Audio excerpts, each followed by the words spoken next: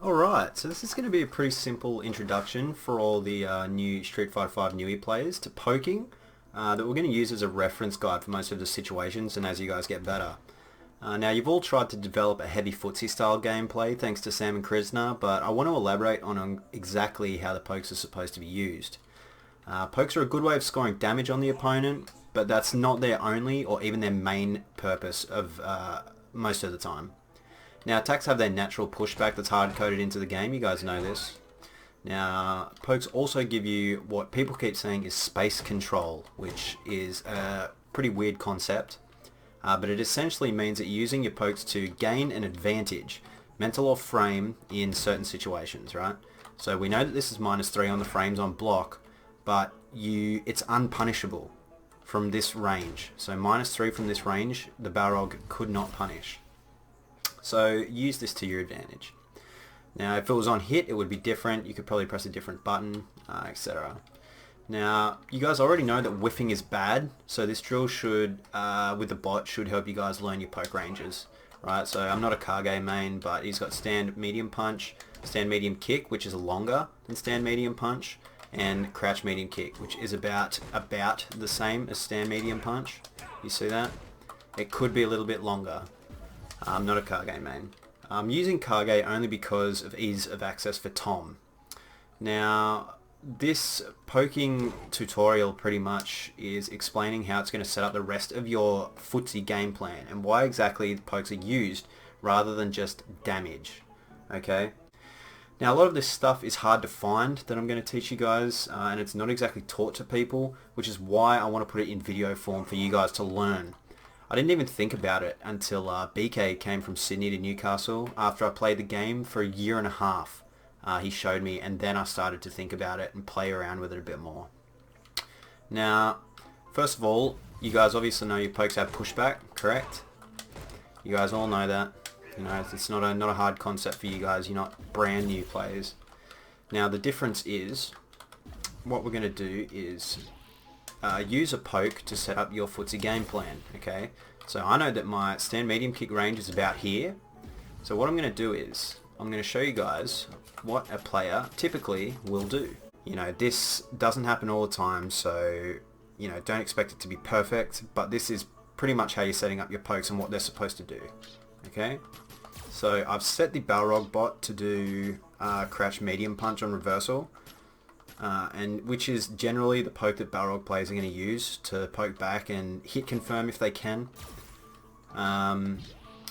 when you guys are playing a poking game, right? So you're walking around, you poke and they press a button back, typically crouch medium punch. So what we do is we use this opportunity to set up a whiff punish, which all of you guys know because I know you're all trying to do it so hard, okay? Now, we also know, just briefly, that Kage's stand heavy punch is a very good whiff punish button. So I'll show you what you not exactly should do, but what you should be trying to aim to do when you're playing your poking game, okay? See that? So I set up the whiff, I set the Balrog up to whiff the button, and then I whiff punish the button, okay? So I'm out here, I'll do it with a different button, so let's say I'm out here and I do crouch medium kick, and then I react to the whiff button, do a full combo, and I've got the full corner carry. Okay, this is perfect. This is exactly what you should be doing with your footsies. Right? This is why footsies are very important in the game. Understanding your range, when to press buttons, when not to. Understanding the range of the pushback of your opponent's different buttons. So this can be done off every single button, okay? Stand medium kick, stand medium punch. I was a bit slow. A bit too quick. Beautiful. Crouch medium kick. So that was a bit slow. Beautiful. Okay, those are probably the 3 buttons you're going to use with Kage to play the poking game. I mean, you can do stuff like this, but, you know, it's kind of... It's not the best thing to do because it puts you a lot closer than where you are out here. Okay? So, I'm going to show you guys next. You obviously know that buttons have their own pushback. So, I'm going to show you guys... I'm going to show you guys what happens when you add a fireball. It obviously is going to add more pushback, which is why I try to tell Tom to use the fireball for more pushback. So let's look right here. I press stand medium punch, and then our feet are about one mini square apart. Now I do stand medium punch into fireball, and they're about 3 apart.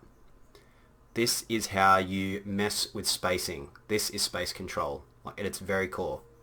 Okay, this is what we talk about. This is what me and Sam, Krisna are trying to explain. This is what we're all trying to understand ourselves. You know, nobody's perfect at this. People are good. People are a lot better than me. You know, I'm not very good. But trying to explain this to you guys, this is how you manipulate spacing, okay? So I'm going to show you guys why this is important.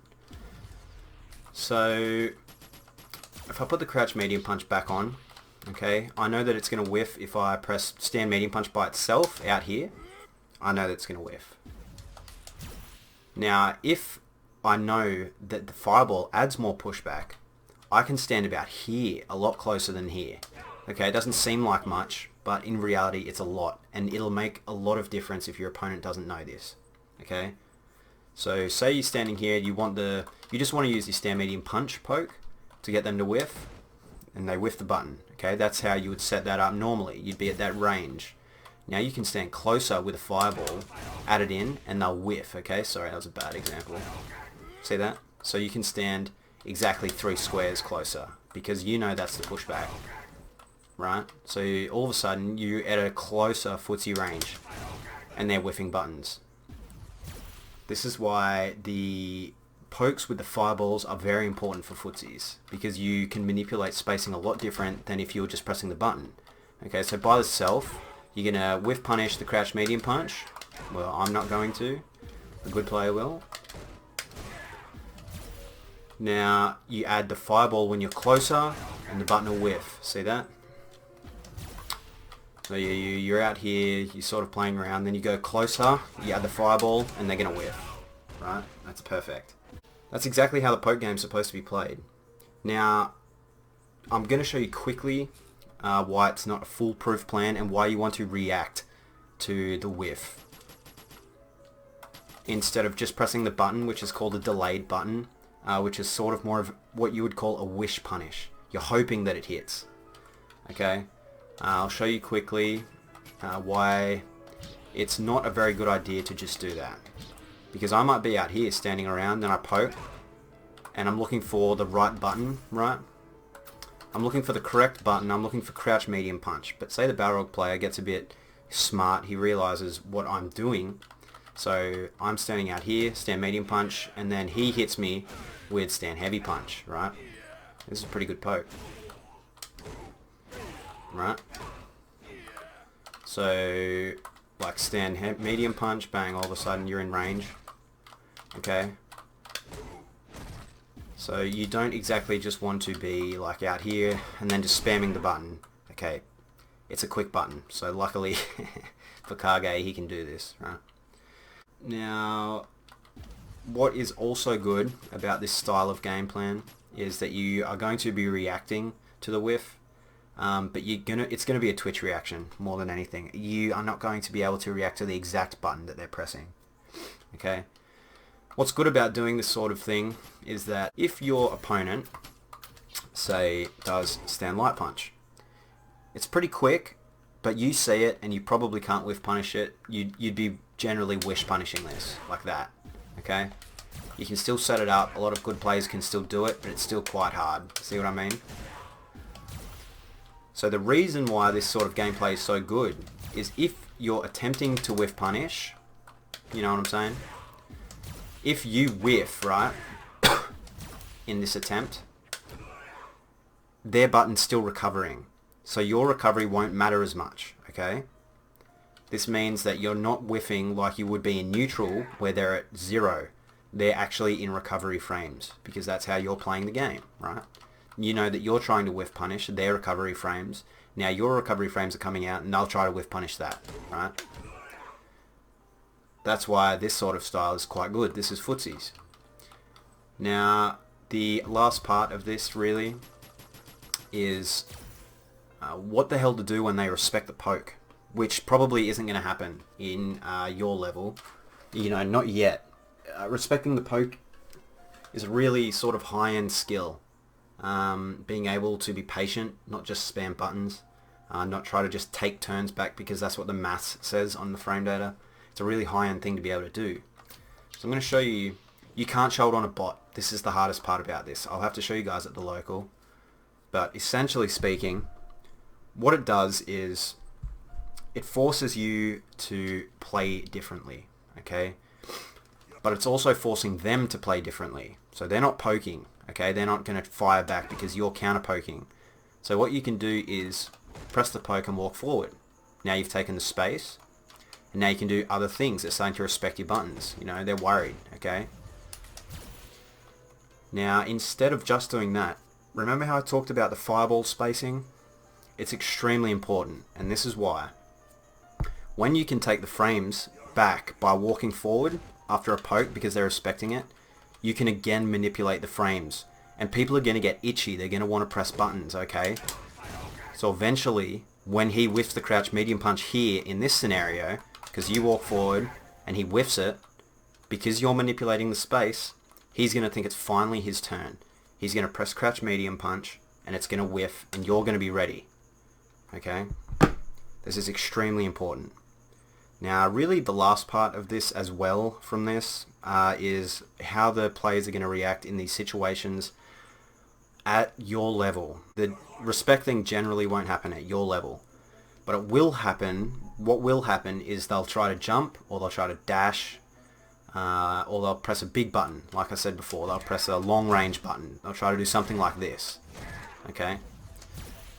So this is why reacting to the whiff is extremely important. Okay? Because if you're just pressing the button, they can jump in on it. They can dash through the recovery frames. They can whiff punish it themselves if they're patient enough. There's so many different options that can happen here. So it's so imperative that you understand that in this situation, they're not only going to press a button. They can do anything. They can be out there, they can jump, they can dash, they can press a long range button, they can sweep, you know, they can do anything. That's what is extremely important about understanding this, okay? This pretty much wraps it up for the entire, you know, the entire poking game thing. You know, you manipulate space so that they have to deal with your whiff punishing. You know, that's how you poke.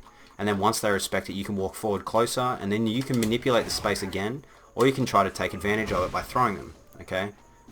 Now, this is essentially how you get in with characters like Kage, because it's extremely hard to. You know, Tom understands that already. You can't just jump in all the time, you know, against a player that can anti you. So this is extremely important.